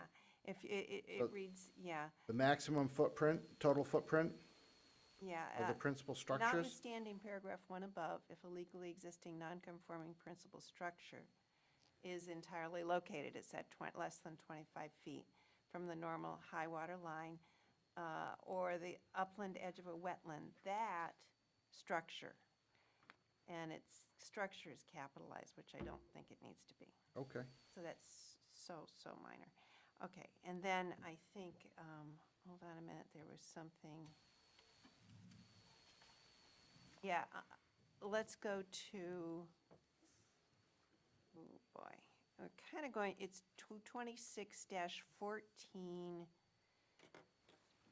226-14B, foundations on the next page. Yep, I got it. Okay, where the new blue. Okay, whenever a new enlarged, reading to the end of the black specified in, I think you dropped section. The word section there.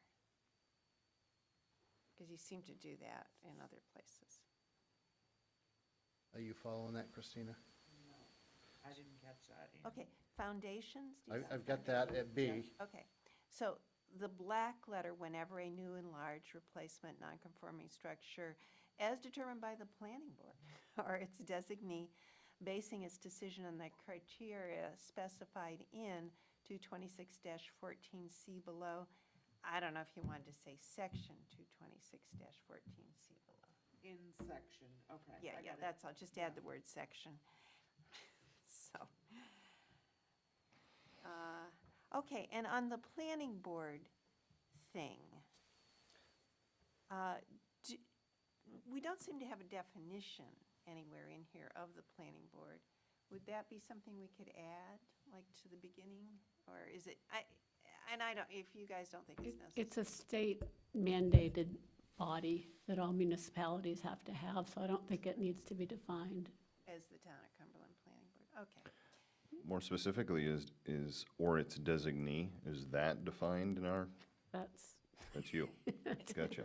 You're the only designee. I'm Okay, the speller, I'm the typesetter, I do it all. very good. Anything else, Ann?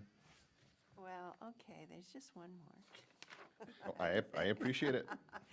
226-24, principal and accessory structures. Let me see, let me get down here. I'm with you. D, D, D is in dog. one second paragraph. In a general development district located adjacent to coastal wetlands or rivers that do not flow to great ponds or in a commercial fisheries district, comma, non-vegetated surfaces shall not exceed. I think you need to add a comma there. Got it. You with us, Christina? I was hoping you'd read it this well. Thank you so much. Welcome to my world. Yeah, I know, it's just, We all miss the orange, though, Christina. like the I blue. think that was the town attorney. Anything else, Ann? I- More? You know what, I did find. Go ahead. Let Go me ahead. just go crazy here. 226-30, roads and driveways. E, at the end, you refer to 226-40, and I think that might be 226-43. Yes, that was the first item that I mentioned Oh, that you needed mentioned it. I'm correction. sorry. You know what? Correction? Yep. I caught that as well. Thank you. Good, we're there, same page, okay. Okay, that's it. I'm feeling very confident now. Peter? Just a couple things. an old wives' tale from when I was on the nominating committee. When you're populating a planning board, that you always want one engineer. You want, it's a good idea if you can get a realtor and a lawyer, but no more than one. And, but just a 30,000-foot thing, if we were sitting here in Standish, Raymond, or Belgrade or something, I mean, this is a big deal. Somebody may have come forward and asked for this to have been done sooner than we're doing it. Yeah. If it got them to be a bigger square footage than what they were allowed Yeah. with a volume, with a very small camp. Yeah. And a lot of the Little John cottages at 600 and 800 square foot, and they do their 30% expansion, it's only 180 square feet. They love the opportunity to go to 800 square feet or to go to 1,000 square feet. But the so. tree stuff is huge in some of these places where somebody like you in another town is gonna be spending a significant amount of time going out to these camps to make sure that they are complying with these tree cutting things. There aren't enough code officers in the state to have everybody comply. Yeah. It's the egregious people that get caught usually, not Thank the, you. not the small That's all creeping. I get. Okay. Anything else? Okay, do I hear? I will make a motion that we recommend to the town council the proposed amendments to the Public hearing. Oh. You're gonna say. Oh. All right, my Sorry. bad, my bad. All right, this is. We a just public had the hearing. public hearing. He's the only one here. We'll open the public hearing. Okay, seeing nobody, we will close the public Josh hearing. said. And now, Josh. I will make a motion that we recommend to town council the proposed amendments to the Cumberland Code of Ordinances, Chapter 226, Shoreland Zone, to align with state requirements as amended tonight. Second?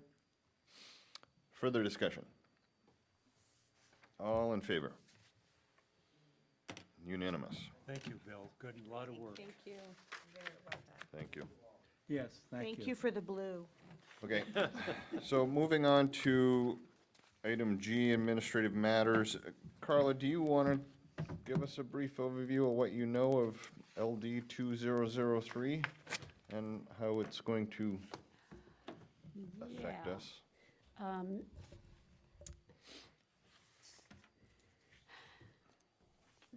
I think, Josh, you brought it up at the last meeting about the proposal in the legislature to increase the allowed density in residential districts to create more affordable housing.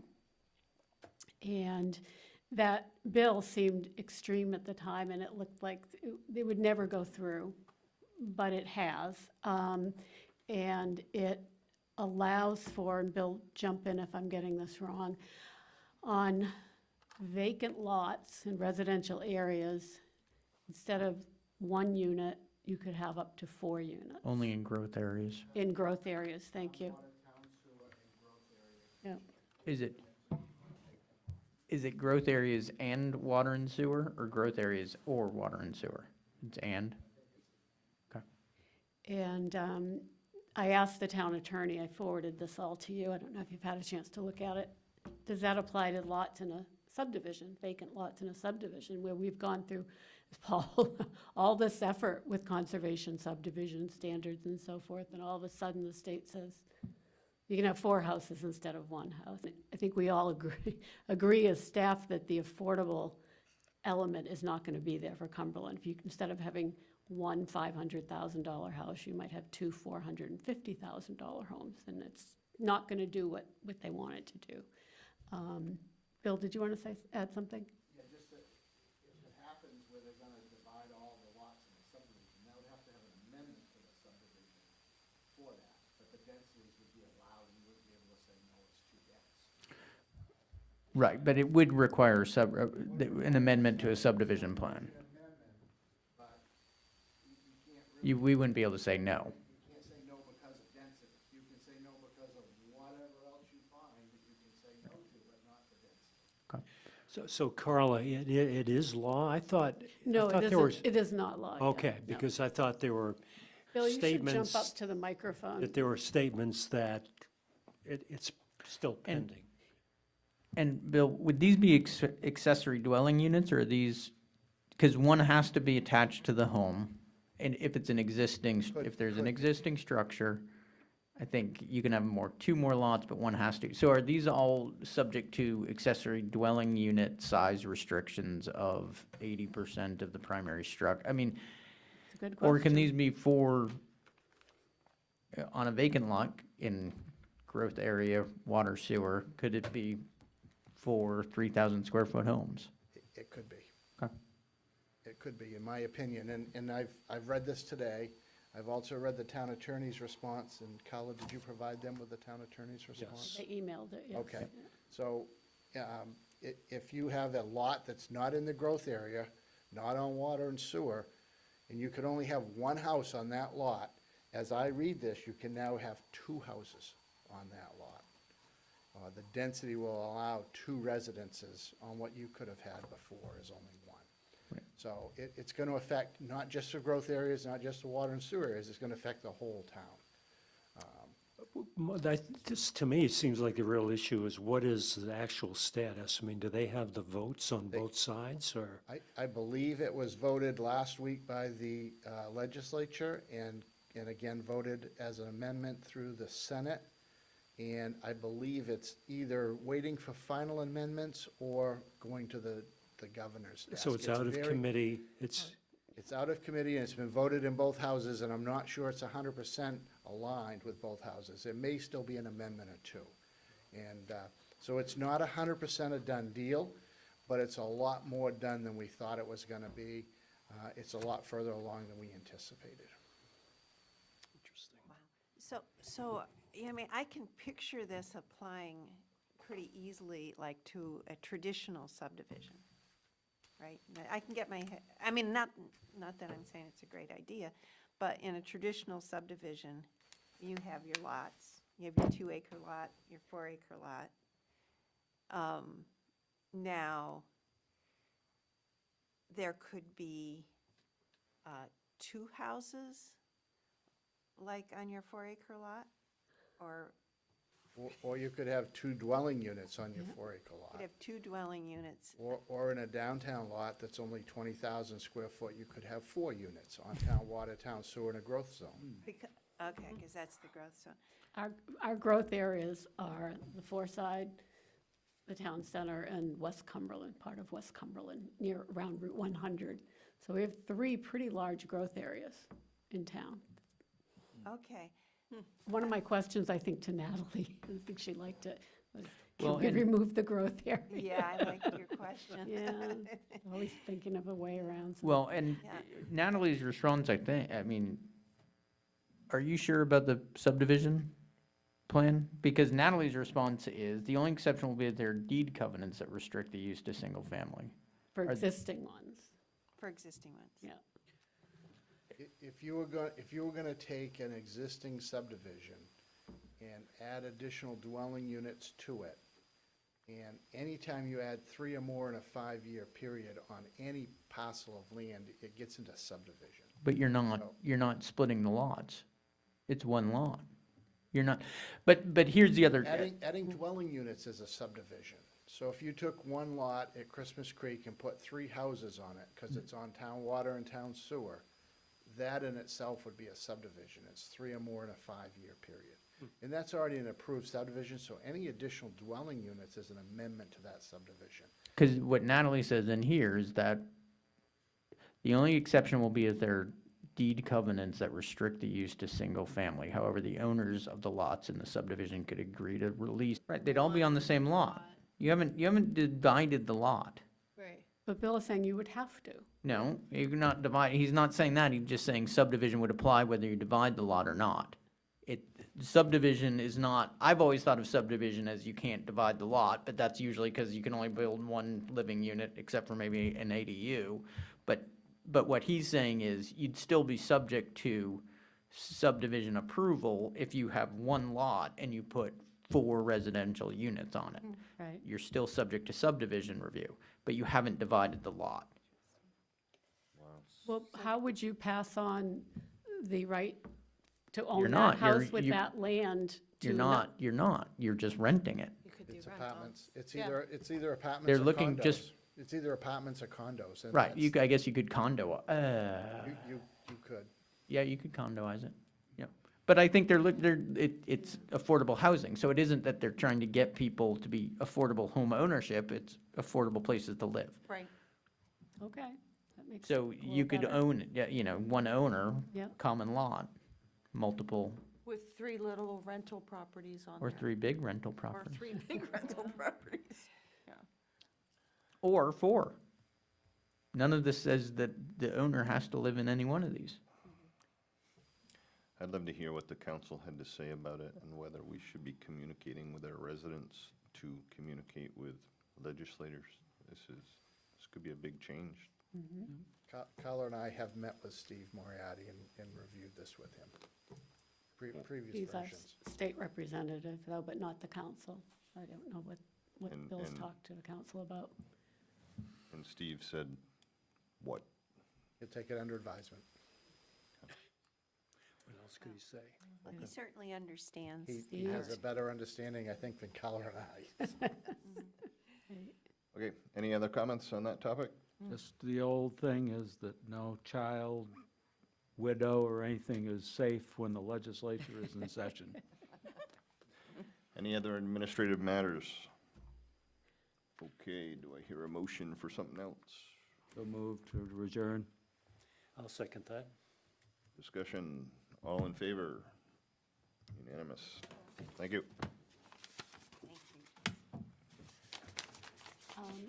Your lights aren't on up there, are they? Over your heads? Nope. No, they're You're not. very much in the dark on camera. Now you tell us. Well, I thought about going up, but then I would have been Was it the switching every glare? light. Was that what you were doing?